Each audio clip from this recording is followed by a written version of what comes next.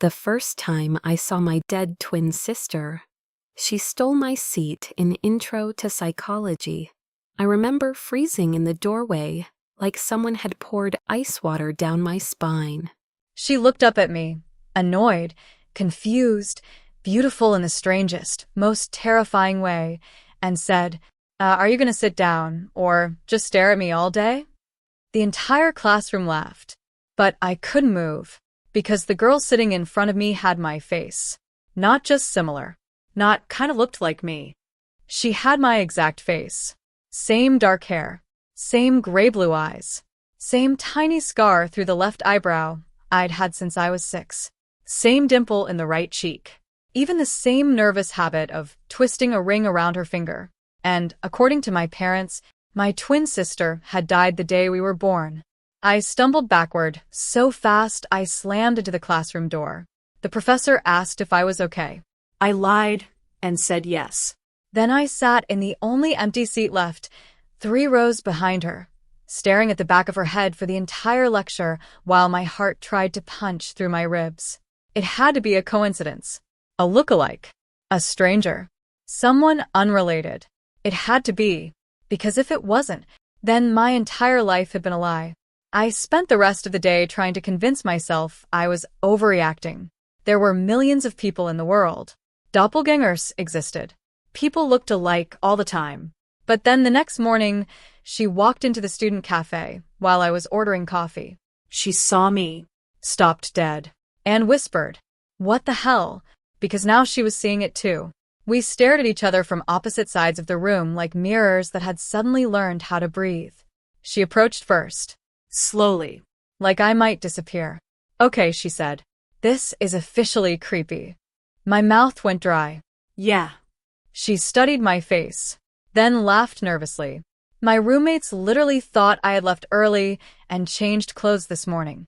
I forced a smile. "What's your name?" "Lena." My stomach dropped.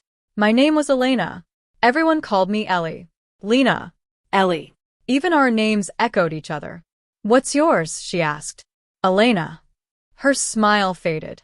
For the first time, real fear flashed in her eyes. "No way." We sat together. Talked for over an hour. Every answer made things worse. Same birthday. Same hospital. Born within minutes of each other. Same blood type. Same allergies. Same favorite childhood color. By the time we stood to leave, my hands were shaking so badly I could barely zip my backpack. She stared at me in horror. Either someone is pulling the most insane prank in history, she swallowed hard, or something is very, very wrong. That night, I called my mother, trying to sound casual. Trying not to panic. "Mom, weird question. Did you ever know another family at St. Catherine's Hospital who had a baby the same day as me?" Silence. Too much silence. Then, "Why are you asking that?" My pulse spiked. "No reason. Just met someone at school who looks kind of like me." Another silence. Then her voice sharpened. "How much like you?" Every instinct in my body screamed. "Mom." She interrupted me. "Elena, listen to me carefully. There are many people in this world who resemble each other. Don't make something out of nothing." That was not an answer. "Mom." "Drop it." Click. She hung up. My mother had never hung up on me in my life. That was the moment I knew. Whatever this was, she already knew. The next day, I told Lena everything. About my dead twin. About the phone call. About my mother panicking. Lena sat pale and motionless across from me in the library, then whispered, "My adoptive parents told me I was adopted as an infant." My breath caught. They said my birth records were sealed. We stared at each other, the entire world rearranging itself between us. "I think," Lena whispered, "I think we need a DNA test." Waiting for those results was agony. Every text from my family suddenly felt sinister. Every childhood memory became suspicious. Every strange silence. Every moment my mother cried on my birthday. Every time my grandmother called me our miracle girl. Singular. Never plural. Never twins. Never sister. Never anything. When the DNA results came back 5 days later, I opened them with Lena in my dorm room, hands shaking, heart pounding, and read the words that shattered my life. Probability of full sibling relationship, 99.98%. Lena started crying first. Then I did. Because in one sentence, science confirmed what my heart already knew. She wasn't my lookalike. She wasn't a coincidence. She was my sister, my twin. My family had lied to me for 20 years. I drove home that night without telling anyone, burst through the front door, still holding the DNA report. My parents were in the kitchen. My grandmother sat at the table drinking tea. My uncle was there too. The moment they saw my face, they knew. I threw the paper onto the counter. Explain it. My mother turned white. My father stood so abruptly his chair scraped across tile. My grandmother whispered, "No." I screamed, "Explain it." My mother started crying instantly. My father's jaw clenched. My grandmother stood, Cold. rigid, silent. And then she said the words that changed everything. "We did what had to be done." The moment my grandmother said, "We did what had to be done," I stopped breathing. Not because I was shocked anymore, because some part of me had already known. Deep down.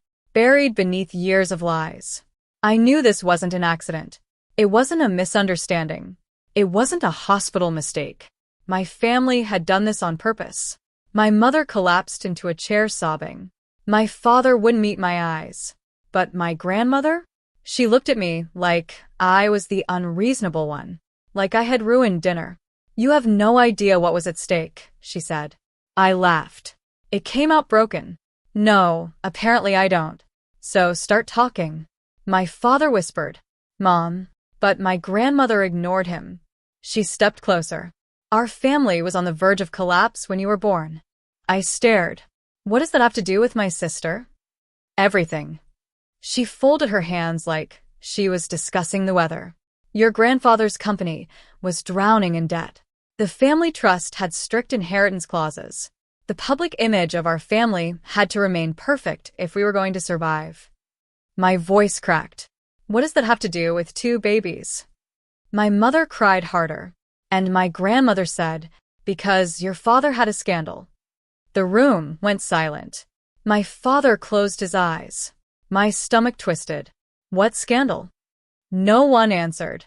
I screamed, "What scandal?" My uncle finally spoke. "The press discovered your father had another relationship before your mother." I frowned. "So?" My grandmother's voice turned sharp. "That woman claimed one of the twins wasn't your mother's." The world tilted. I blinked. "What?" "She accused your father of infidelity. Claimed one baby belonged to another woman through surrogacy fraud. The tabloids were preparing to destroy us." I stared at her. "That makes no sense." "It didn't have to make sense," she snapped. "It only had to be believable." My father whispered, "We were told if the scandal broke during the inheritance transfer, the trust would freeze. We would lose everything. Everything. Money, reputation, inheritance." Their answer to that? Erase one daughter. My mother sobbed so hard, she could barely speak. "They said if we reduced the story, if there was only one baby, there would be no questions." My knees nearly gave out. "You gave her away." My father whispered, "We arranged a private adoption." I stared at him like he was a monster. "You sold my sister because of gossip?" "No," my mother cried. "No. We made sure she went to a good family. You told me she died." My voice echoed through the house. My grandmother remained emotionless. "You were too young to understand." I laughed hysterically. No. "You were too evil to tell the truth." My uncle finally muttered, "It was supposed to protect everyone." I turned on him. Did everyone know? No one spoke. That was answer enough. Every birthday, every Christmas, every family dinner, every smile, every hug, every person at this table had known. And lied. For 20 years. I looked at my mother. She couldn't stop crying. "Did you ever even try to find her?" Her face shattered. Then she whispered, "Yes." The room froze. My father turned toward her. My grandmother's expression darkened. My mother wiped her tears. I kept tabs on her for years. My stomach dropped. What? She nodded. I hired someone quietly. I made sure she was safe. Healthy. Happy. Lena, my sister. She had been watched from a distance her whole life. My voice came out barely above a whisper. You knew where she was. My mother nodded, tears pouring. I wanted to bring her back so many times. My father whispered, Claire. She snapped at him. No. I'm done protecting all of you. She turned to me. They threatened to take you too if I spoke out. Your grandmother controlled everything. The trust. The house. The company. Our money. Our lives. My grandmother slammed her hand on the table. Because I saved this family. My mother screamed back. You destroyed it. I left. Didn't scream anymore. Didn't cry. Didn't even slam the door. I simply walked out of that house knowing I would never truly have parents again. I drove straight to Lena's apartment. She opened the door and took one look at my face and pulled me into her arms before I said a word. I broke apart, collapsed against her sobbing. They knew. She held me tighter. I know. They gave you away. I know. For money. I know. We stood there crying in each other's arms like we were trying to recover 20 years in one night.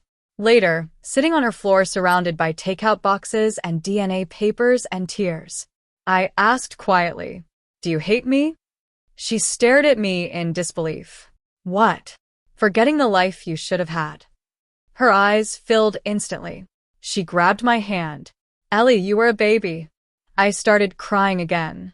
She whispered, They stole both of us from each other. And, for the first time in my life, I understood what grief, for a living person, felt like. 3 days later, Lena got a call. From a lawyer. A lawyer representing my grandfather's estate. Apparently, someone had updated a claim against the family trust. Someone had submitted DNA proof that another biological heir existed. Lena. My grandmother lost her mind. She called me 37 times. Sent texts, voicemails, Threats. begging, demanding, Crying. screaming. Because the second Lena was legally recognized, the inheritance structure collapsed. Everything they'd protected for 20 years started burning.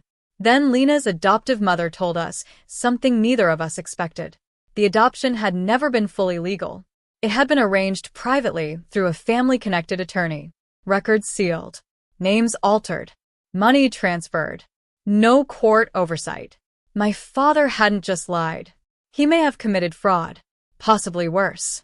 And suddenly, this wasn't just family drama anymore. It was criminal. The moment we realized Lena's adoption may have been illegal, everything changed. This wasn't just betrayal anymore. This was fraud, conspiracy, potential kidnapping, document tampering, the kind of secret families don't recover from. Lena and I met with the estate lawyer the next morning. He reviewed the DNA results, the sealed adoption paperwork, the private transfer records, and after 20 minutes of reading, he leaned back in his chair and said, If even half of this is true, your family has serious legal exposure. My stomach flipped. Lena squeezed my hand. The lawyer continued, Private adoptions like this require strict legal procedures. If your father and extended family falsified death records, altered birth documentation, or concealed an heir to manipulate inheritance, He paused. they could lose everything. For the first time since this nightmare began, I felt something besides grief. I felt power. The moment the legal notices were filed, my family imploded. My grandmother arrived at my apartment unannounced, banging on the door like the world was ending. I opened it just enough to see her. For the first time in my life, she looked afraid. Real fear. Elena, please, she said. You don't understand what this will do to us. I laughed in her face. You mean what you did to yourselves? Her eyes hardened. We sacrificed for you. I stepped closer. No. You sacrificed Lena for money. She hissed. You're being emotional. That sentence lit something in me I didn't know existed. I opened the door wider and said, Get out before I call the police. She stared at me like she no longer recognized me. Good. Then she left. And I never called her grandma again. My father tried a different tactic. He asked to meet alone. Against Lena's advice, I agreed. Part of me still wanted answers. Still wanted some tiny piece of the man who raised me to exist beneath the lies. We met at a quiet cafe. He looked 10 years older. Gray. Tired. Broken. Good. He sat across from me and whispered, I never wanted this. I stared at him. You signed the papers. Tears filled his eyes. My mother controlled everything. The trust, the company, our finances. You were still my father. His voice cracked. I thought I was protecting you. No, I said quietly. You were protecting yourself. He cried. Actually cried. Then he said the one thing I never expected. There's more you don't know. My heart stopped. What? He swallowed. The scandal wasn't fake. Silence. Then, what? He looked away. The tabloids were right. I did have an affair. The room spun. My hands went numb. He whispered, Your mother found out while she was pregnant. I couldn't breathe. He kept going. My mother convinced everyone that if the affair became public during the inheritance transfer, the family would lose everything. My voice came out hollow. So, you erased your own daughter to cover your cheating? He started sobbing. And I stood up. Without another word. Without another glance. And walked out. Because there was nothing left to save. As the investigation widened, things moved fast. The estate froze trust assets. Family accounts were audited. Corporate board members opened internal reviews. Journalists caught wind of the legal filings. Then came the headlines. Prominent family accused of hiding biological heir in inheritance fraud scheme. My phone exploded. Former family friends, reporters, relatives, people who suddenly wanted my side. Too late. Lena and I ignored all of them. We had more important things to do, like learning how to be sisters. We went shopping together and discovered we reached for the same clothes. We argued over music and liked the same bands. We fought over fries, finished each other's sentences, stayed up until 3 a.m. talking about the childhood memories we should have shared. Every day with her felt like grief and healing at the same time, because I was gaining a sister while mourning 20 stolen years. Then my mother came to see us, not in my apartment, at Lena's. She stood outside shaking, holding a small box. Lena answered the door. My mother burst into tears. I know I don't deserve this. She handed Lena the box. Inside was hospital bracelets, ultrasound photos, newborn pictures of both of USA silver bracelet engraved. Lena and Ellie. My mother whispered, I kept these hidden all these years. Lena started crying instantly. I did too. My mother looked at us both and said, I was weak. I was terrified. And I will regret that every day I live. Then she did something none of us expected. She handed over documents, evidence, emails, bank transfers, signed statements, proof against the entire family, against my father, against my grandmother, against everyone. I'm done protecting them, she said. And in that moment, my mother finally chose her daughters. With my mother's evidence, everything collapsed. Fast. The lawyers barely needed a week. Bank transfers tied directly to the private adoption. Emails discussing how to protect the family image. Signed instructions from my grandmother. Proof that my father approved falsified documents. And internal records showing the trust had been manipulated to erase Lena as a legal heir. The scandal exploded nationally. News outlets ran the story for weeks. People called it the hidden twin inheritance scandal. My grandmother's social circle abandoned her overnight. The company board removed my father. The estate trustees froze nearly every family-controlled asset pending litigation. And the woman who once ruled our family with fear was suddenly powerless. The legal proceedings lasted months. Long, ugly, exhausting months. But in the end, the court recognized Lena as my father's legal daughter and rightful heir. The judge tore into my family for what they had done, especially my grandmother. He called it a calculated act of deception motivated by greed, vanity, and cruelty. My grandmother lost her controlling position over the trust. My father faced fraud penalties and civil liability. Several relatives were implicated in the conspiracy, and the inheritance they destroyed our family to protect was split, exactly as it should have been from the beginning. The irony was almost poetic. They lost everything trying to keep Lena from having half. And, in the end, She got it anyway. a week after the ruling, my grandmother asked to see me one final time. Against everyone's advice, I went. She sat alone in the nearly empty family house. No staff, no jewelry, no audience. Just an old woman surrounded by the ruins she created. She looked smaller somehow, fragile, but I felt nothing. She studied me quietly, then said, "I did what I believed was necessary." I stared at her, and I hope it was worth it. Her face tightened. "You'll understand someday." I stepped closer. No. My voice stayed calm. Steady. Cold. I will never understand how someone looks at a newborn child and decides money matters more. For the first time, she had no response. I turned to leave, then paused, and said the only goodbye she deserved. "You didn't save this family. You destroyed it." Then I walked away, and never looked back. Healing wasn't instant. It wasn't magical. It didn't erase 20 years. There were days Lena and I laughed until we cried, and days we sat in silence mourning birthdays, holidays, and memories we never got to have. We grieved together, healed together, learned each other slowly. Not like strangers. Not exactly like sisters. Something more complicated. Something deeper. Two halves of the same story trying to stitch themselves back together. We moved into an apartment together after graduation, mostly because rent was ridiculous. We genuinely liked each other. Neither of us trusted being apart after losing so much time.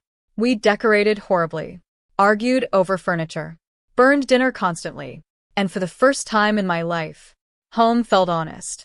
People always ask if I forgave my mother. The answer is complicated. I forgave her enough to let her try, not enough to forget. Trust rebuilds slower than love. But she showed up, again and again, quietly, patiently, trying. And sometimes, trying matters. As for my father, I never saw him again after court. He wrote letters, Called. apologized. I never answered. Some betrayals don't leave room for reconciliation, only distance. And Lena, my dead twin sister, she became my best friend, my roommate, my emergency contact, my maid of honor one day, probably. The person who knows what I'm thinking before I say it. The person I should have had all along. Sometimes we joke about the first day of college, about how she stole my seat, about how I thought I was hallucinating, about how fate has a twisted sense of humor. Because after 20 years of lies, the truth found me anyway. It sat next to me in Intro to Psychology, wearing my face, smiling with my mouth, and waiting for me to finally ask questions. My parents told me my twin died at birth, but they were wrong. She didn't die. She survived them, and somehow, So did I.